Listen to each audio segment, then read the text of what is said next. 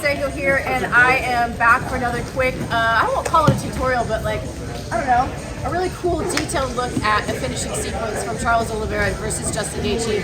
I'm here at Glory MMA Fitness. Everyone's mad at me because I had to turn the music off, so there's no copyright infringement in this video, so I'm going to do this as fast as possible so people quit being mad at me. And of course I have Gina Mazzoni with me, the lovely, the talented, my favorite assistant. So let's bust this out. Obviously, the fight happened just a couple weeks ago. It was an incredible finish, Justin Gaethje versus Charles Oliveira. And there's some really cool details in the last sequence of that fight that I would just like to geek out about. So let's do that. So the first one, the beginning of the end of this fight was an exchange that they actually had on the feet. And so one of the coolest things I think that Charles Oliveira does throughout the fight is the way that he deals with the kicks of Justin Gaethje. And the kicks of Justin Gaethje, as we know, are his biggest weapon by far. Agree? 100, yeah. Yes, Gina agrees. And most people think, okay, I gotta check those kicks. In a traditional check, you brace your foot, you flex your foot, and you just take that impact on the hardest part of your shin and hope that it hurts the other guy more than you. Justin Gaethje kicks really hard. So Charles Oliveira, being the intelligent fighter that he is, decided, I'm not going to check. I'm just not going to be there. So when Justin Gaethje throws that initial kick, Charles Oliveira doesn't just like brace himself and take it. He lifts his knee up and just isn't there. It also allows, we call it a hacky sack in this gym. It also allows him to close distance and clinch up as he isn't there for the kick. So he's here, comes in. They have a little exchange here in the clinch. I think Justin lands for like a body shot, or they're punched a little bit. And then Justin looks to break out by throwing a punch. But what he does, the mistake he makes, is on his exiting the pocket, he gets a little squared up. And so as he breaks his punch here, and he stays square, he's in a perfect shot, he's in the perfect position for Charles Oliveira to land this beautiful right hand that just cracks him, knocks him down. And Charles knows, okay, this is my moment. We're going to the ground. This is exactly what I need to do here.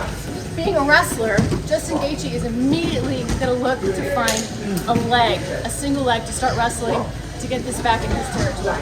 So as Oliveira comes in after cracking Justin Gaethje, Justin's already looking to wrestle this single leg.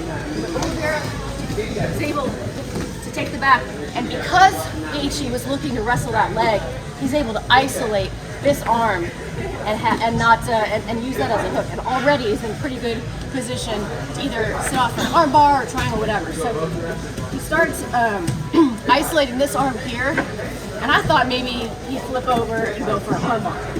But no, not Charles. No. He's here, he's continuing to isolate this arm. He's landing elbows, and they're not just like concussive elbows. He's like digging in and looking to cut open Justin Gaethje exactly.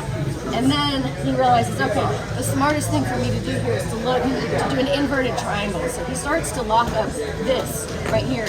Justin Gaethje does the really smart thing, and he starts to fight this top foot here, lift into it. And again, being a wrestler, he wants to turn that way and look to wrestle this leg. So that's his hope. He's like, I'm going to turn out of the triangle and I'm going to wrestle this leg. But this is the part I think is so cool. Sorry. No. As he was doing that, Charles Oliveira keeps control of this arm right here on the bicep. As Justin Gaethje turns over, he follows him, and then, this is another movement. So he collects this arm, and then what Charles Oliveira does, as he looks to reestablish the back take, as Justin Gaethje is building up, he actually slides here, uses this leg to further collect this arm and not allow Charles Oliveira to have a leg to wrestle up to. So he does this. And then, as Justin Gaethje looks to stand up, that's when he's able to pull it back. There's so much hair! Sorry. So I was like, let me do the rest of it. So they fall immediately. Sorry, here, let's go that way so I can talk to the camera. Immediately into the body triangle.